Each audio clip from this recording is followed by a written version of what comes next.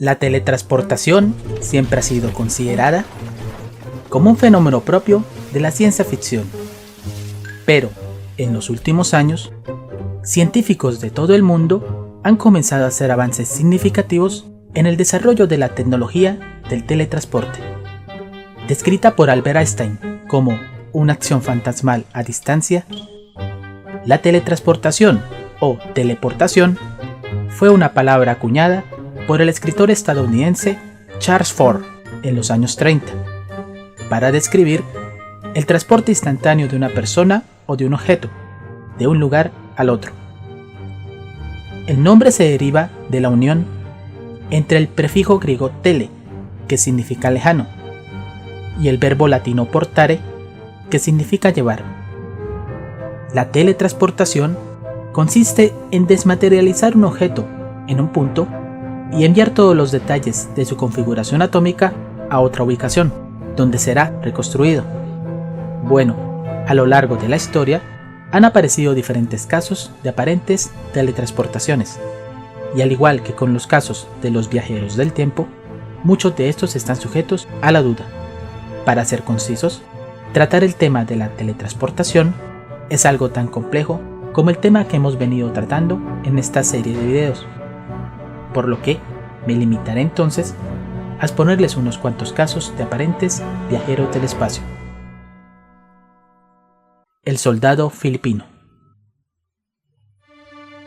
El 25 de octubre del año de 1593 apareció un soldado en la Plaza Mayor de la Ciudad de México.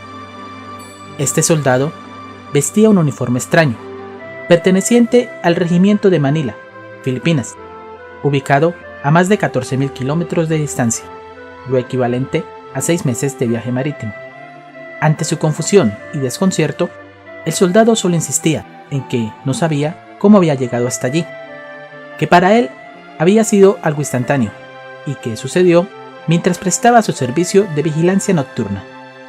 También expresó que don Gómez Pérez Dasmariñas, el gobernador de las Filipinas, había sido asesinado a manos de invasores chinos esa misma noche.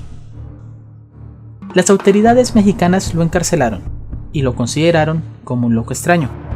Incluso el Tribunal de la Santa Inquisición no pudo encontrar explicación a sus afirmaciones, ya que, pasados un par de meses, se comprobó que efectivamente el gobernador sí había sido asesinado en esa noche del 25 de octubre de 1593 y que el soldado en cuestión sí había estado prestando servicio nocturno en aquel lugar. ¿Cómo pudo ser esto posible? Infortunadamente, este es un relato que ha pasado de boca en boca, y tal como en el caso de un teléfono roto, ha sufrido de una serie de modificaciones. Sí, se tiene constancia de que el relato se encuentra en el libro Las calles de México, escrito en 1923 por el escritor popular Luis González Obregón. Pero vamos, esta obra recopila relatos populares de casi 300 años después de la supuesta aparición del soldado. Y bueno, no quedándonos más allí, decidimos profundizar más en el asunto. Resulta que Obregón también basaba sus historias en fuentes más antiguas. Una de ellas es la del cronista Dr. Antonio de Morga, quien en 1606 escribió Los sucesos de las Islas Filipinas. La cuestión es que allí no nombra en ningún momento el incidente del soldado, sino que relata el hecho histórico de que la muerte del gobernador de Filipinas se supo en México solo hasta noviembre de 1594, cuando arribó a Acapulco el galeón San Francisco, y fue entonces que a partir de los relatos que recopiló González Obregón, fue que se empezó a usar la frase de la aparición de un soldado. Dicha versión fue luego tomada y divulgada por el ufólogo Morris Jessup en 1947, seguido de cerca por el escritor y locutor Frank Edwards el siguiente año, y también por el ufólogo Gordon Clayton y Antonio Rivera. Hay que tener en cuenta, todo este asunto data de la época de los años 50. David Lang. Otro caso ampliamente conocido es el de David Lang, quien supuestamente era un granjero norteamericano que habría desaparecido el 23 de septiembre del año de 1880, en el pueblo rural de Sumner, cerca de Gallatin, Tennessee. Según el relato, el protagonista regresaba a su casa después de un viaje de negocios, y que, antes de ingresar a su propiedad, optó por recorrer unos cuantos metros camino al lugar en donde se encontraban sus caballos. Él solo quería revisarlos, pero, de repente, ante la mirada atónita de sus dos vecinos, el juez August Peck y su cuñado Wade, él se desvaneció. El evento también fue presenciado por su esposa y por sus dos hijos, Sarah Emma y George. En total, hubo 5 testigos. David desapareció en medio de un terreno carente de árboles y de accidentes geográficos, pues solo era una planicie cubierta de hierba. Se emprendió entonces una búsqueda exhaustiva, con la participación de policías y sabuesos. Pero al final, nadie pudo dar con una explicación, ni mucho menos con el paradero de este personaje. Su esposa se negó a la pérdida de su marido, y quedó tan impactada que al final tuvo que vender la propiedad. Posteriormente, el lugar fue visitado por el escritor Ambrose Bierce y también por un sabio austriaco o alemán apodado el Dr. Herr, quien se refirió a lo sucedido como algo que podría definirse un acceso a un vórtice temporal, teoría que luego fue corroborada por los propios hijos del desaparecido, quienes, en la primavera del siguiente año, es decir, entre marzo y junio del año de 1881, dicen haber hallado en el mismo sitio de la desaparición de su padre un círculo en la hierba que abarcaba 5 metros de diámetro y en donde había menos crecimiento que en el resto de la pradera. También afirmaron que escucharon los gritos desesperados de su padre y que, al final, esa misma voz les dijo que tomaran un mensaje.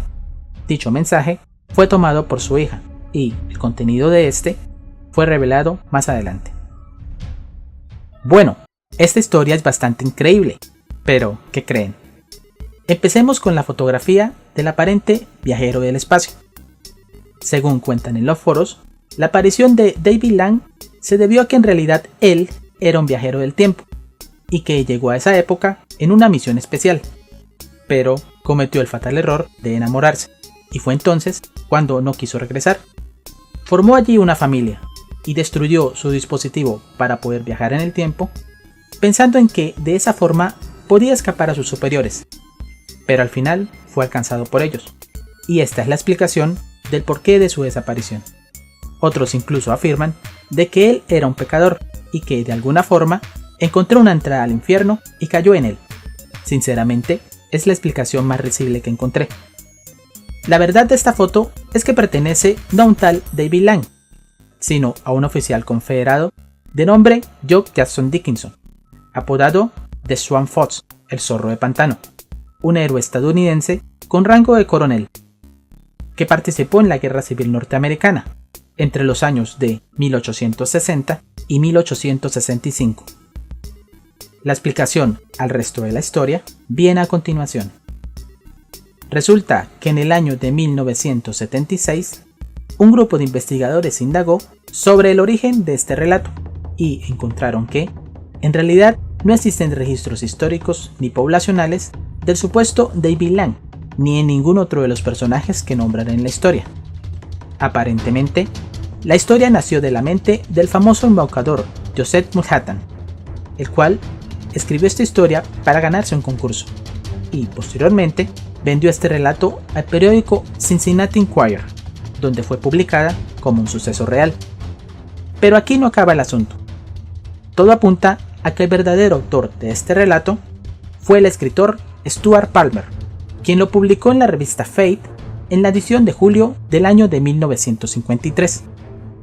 ¿Recuerdan a la supuesta voz que se le apareció a los niños y les dijo que tomaron un mensaje? Pues bien, dicho mensaje coincidiría luego con la rúbrica que se encuentra en el libro Cuentos de Shakespeare, escrito por Charles y Mary Lamb en 1807. Sin duda, todo esto se trató de una farsa sostenida por varios años y de la que varios pretendieron lucrarse.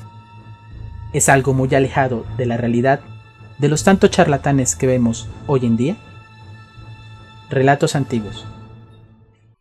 Esta serie de relatos son solo casos sueltos que encontré mientras averiguaba sobre los supuestos teletransportados. No profundicé mucho en ellos, pero aquí se los comparto.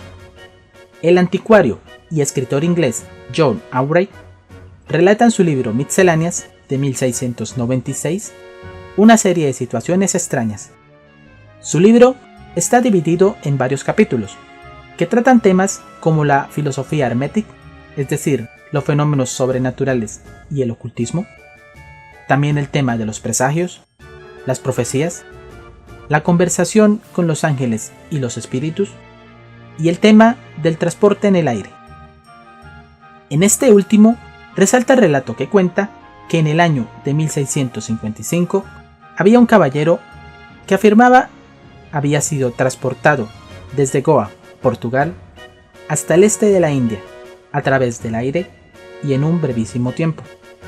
Este caballero tuvo el infortunio de ser capturado durante el regreso a sus tierras y, posteriormente, ser acusado y quemado en la hoguera por la Santa Inquisición.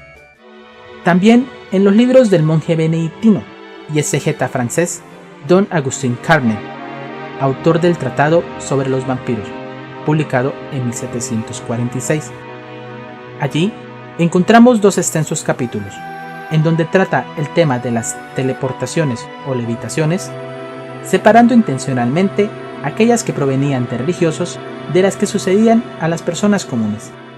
Otro ejemplo muy interesante es el del joven que viajó de Guadalupe a Granada, España, en ancas de un caballo que era conducido por un extraño religioso.